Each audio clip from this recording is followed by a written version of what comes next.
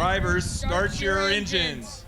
Ready to go racing for 125 laps in the EMF. Richard Poe Memorial 125.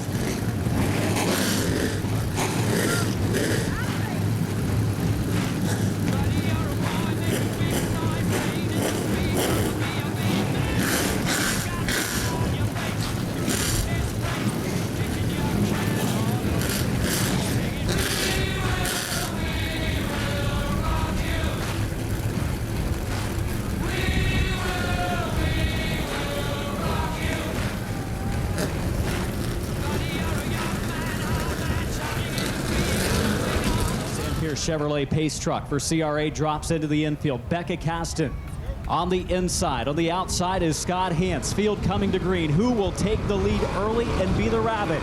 Ready for green. Tower looks him over from the starter stand. Great start off of turn 4, and we're underway. Wheel to wheel, sideways, mid-pack was Jason Deach, continues on, the field is clean and green. Heading to turn 3, Hance takes the lead off of 4, Caston up the banking, here comes Lander. Jack Landis on the outside of Becca Caston for the number 2 spot. Hance has jumped out front early. Boy, Caston and Landis close, they went really high up the motors are glowing bright red. Yeah, the sky is beautiful here tonight. We got a beautiful streak of orange-like, red-like clouds. Same color as the rotors on Nick Lobbs. We got a spin down in turn 3. Looks like Colin Tolan in the 35. Everybody seems to be getting checked up as the caution's out with 16 laps complete. That actually will benefit Jeff Lane, who was back in the field racing with a car on the inside. They got together a little bit. Lane got sideways, lost 3 positions, but because of the on the inside, Jack Landis on the outside. Landis pulling up to the outside. Scott Hance will take the advantage at the start.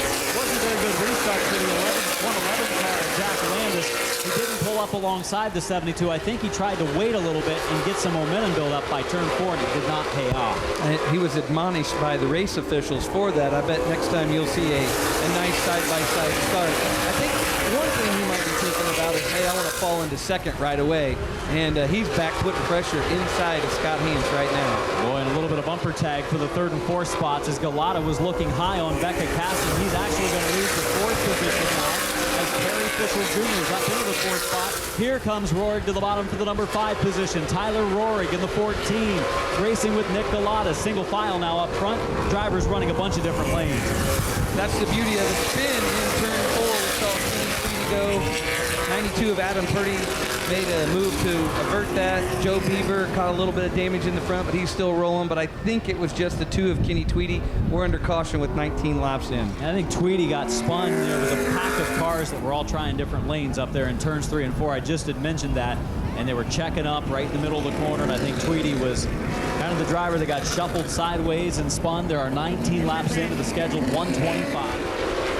Single file now at the front of the pack. Nick Galata in the 131 has taken the 4th spot, and we've got Rick Turner around, and off the track goes Jeff Lane in the 11. And Lane's been a part of just about everything so far. That time he went off the racetrack. Looks to be okay. He was trying to avoid the spin in front of him.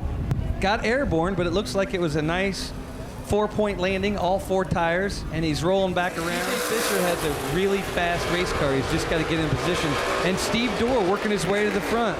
Tyler Rohrig stopped on the inside lane up in turn number 4. The seal wrap repair tape number 14 was running close to the top 5 early in this race and has stopped. He's obviously got a car problem. He gets it refired, goes pit side. The 14 of Tyler Rohrig goes pit side. Along with me, CRA's RJ Scott, bringing you the action from Angola Motor Speedway. We are back to green. Scott Hance and Jack Landis back underway, and those 2 cars start away from 3rd and 4th. And a little bit of contact shuffling through the field. Caston holds on to 3rd, back a car length. The 81 of Fisher is taken 4th. Galata gets some contact from Brent Jack. We're almost 3 wide. Galata hangs on to it. 3rd tracking down the front stretch. Galata caught in the bottom lane now. Lakeland, Florida driver Steve Dorr gets pinched off. Oh, Adam Purdy into the infield, slides through the grass. Adam Purdy from Taylor, Michigan. And now Galata gets bumped from behind. Contact from Brent Jack. We stay under green. Purdy spins it around to the infield. We're under green still. He's far enough off the track. It's great to see these guys travel to different parts of the country. I know, Adam, you get to do so many races. It's got to be really fun for you to see somebody come from the east, go west, and vice versa. Yeah, I'd be more excited to see a guy like Scott Hance, Jeff Lance, trouble on the front stretch. Tyler Rohrig up onto the side of Mike Kugler. The 14 of Rohrig, the 12 of Kugler, the 2 of Tweedy. You saw that one a little bit before I did. You actually caught my attention. They came off of 4, and everybody got caught up. That's where it's a bad break for Tyler Rohrig and the 14, who stopped a little while ago and had to restart at the tail. Tyler Rohrig making his way back out onto the track. They pulled some of the body damage away. They put the deck lid back on the car. Hopefully it doesn't go flying. Lane's staying pretty far back from the field, too. He's had body damage work going on his car. We're back underway, and this is the best start for Jack Landis in the outside lane. Landis stays wheel to wheel off of turn number 2. We've got some 3-wide mid-pack. Beaver thought better of it, and the 111 of Jack Landis leads into 3.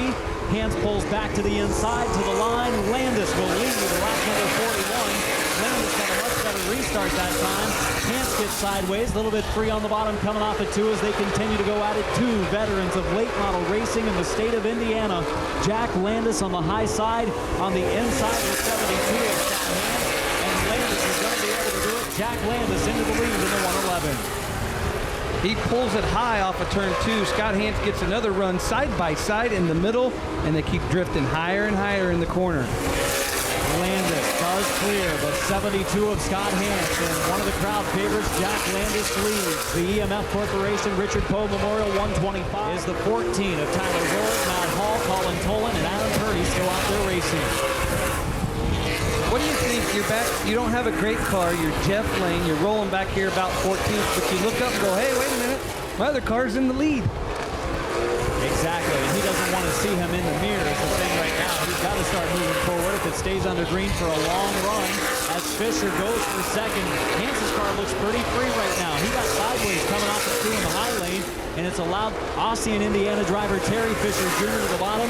We're side by side for second. Exciting racing from Angola Motor Speedway on a Sunday night, and Fisher half a car length ahead of Hans. They go down into the corner. Hans drives in hard, loses it in the middle, sideways, and Terry Fisher Jr. is in second. Battle for the lead. On the inside, Terry Fisher Jr. looking for his first career CRA Super Series victory. Pulls to the bottom of Jack Landis in the front of the pack. Landis giving him the bottom. He can keep his momentum up in that second groove as long as he squeezes the 81 just enough to keep him behind. Landis and the 81 of Fisher working around the 14 of Rohrig. Rohrig just out there points racing right now, trying to gain as many spots and points, and Hans has spun out at 2. Scott Hans, the Angola, Indiana driver, who was really falling back, has now spun coming off of turn 2. Caution out after a long green flag run. There are 82 laps complete. Who wants to speculate about that? Choosing the second groove, and here comes the 72 of Hans. I think they'll hold him till the field goes by and join the tail end of the field. So he'll still be a good car. Now they let him go, and he'll be up to speed. As long as he gets it fired, he does get it rolling. He'll be a half straightaway behind when the green comes out. Jack Landis and Terry Fisher Jr. Landis goes the outside lane and does go back into the lead. Fisher still working the bottom. Caston's going to take third away from Griffin. Becca Caston back up into third. Caston looking for second on the outside of Fisher. She looks strong, and again, she kind of laid low there for a while. Fell back into the top 5, but really, I don't think it's been overusing her equipment, and the side-by-side battle for the lead continues. Terry Fisher Jr. just about wheel-to-wheel with Jack Landis heading to 3. It's typical quality Angola Motor Speedway racing, side by side, multiple laps. We see too many racetracks that are one groove racetracks. Not here at Angola Motor Speedway. Tough to make a pass on the bottom, but able to inch ahead is Fisher. He does lead lap number 85. New leader Terry Fisher Jr. Landis still working hard out there, but he's cleared him. Terry Fisher Jr. has taken over the number 1 position. Second generation racer with the CRA Super Series late models. We saw Terry Fisher Sr. race for a number of seasons back when I first started calling the races, and then Fisher Jr. got involved in the action, and he's really become a top-notch competitor. Attack between Turner and Jack. Jack spins into the infield, coming off the 4, brings out the yellow. Rick Turner and Brent Jack coming off of turn number 4, bringing out the caution. At the tail end of the top 5, or the beginning of the 6 through 10 spots, Turner and Brent Jack coming off of 4, the contact and the yellow coming out. 90 laps have been completed. 35 to go. Can Fisher hold off Landis? Landis pulling ahead down in 3 and 4. This could be interesting. They go back to the line. The green is out. Fisher gets the run. They're side by side. They go down into the first first turn. Landis pulling ahead by inches.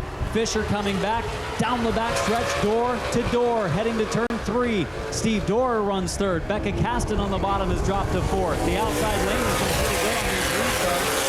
Helps Steve Dorr take third away from Becca Caston, who was actually reeling in the top 2 before the caution. Caston still working the bottom.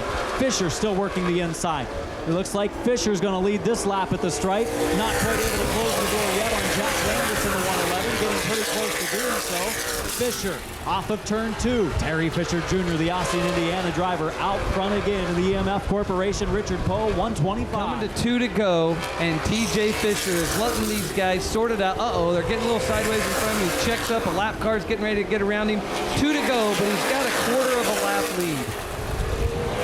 2 final circuits for the 81. Boy, Damon Eckhoff nearly got into the 81 of Fisher down in turn 1 and 2. Nearly slipped the left rear quarter panel. Fisher working around Joe Beaver down in 3 and 4. White flag in the air. Final circuit. Last lap looking for his first career CRA Super Series victory. Terry Fisher Jr., Becca Caston going for third with Jack Landis. Fisher coming into turn 3, racing off of 4. The Bailey Trucking, Jim Ingledew Construction, Clay Power Chevy. Fisher to win. Coming across in second will be Dorr. Caston crosses the line in third after contact with Landis.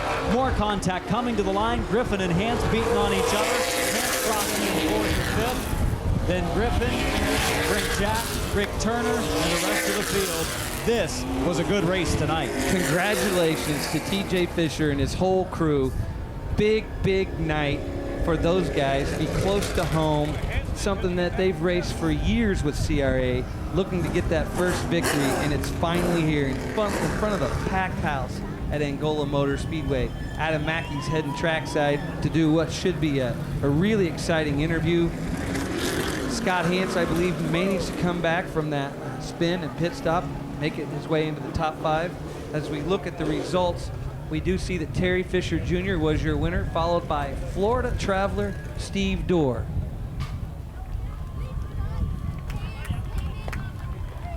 Yeah, hey fans that are here, absolutely don't go anywhere because you're getting ready to see one of the best fireworks show ever put on here.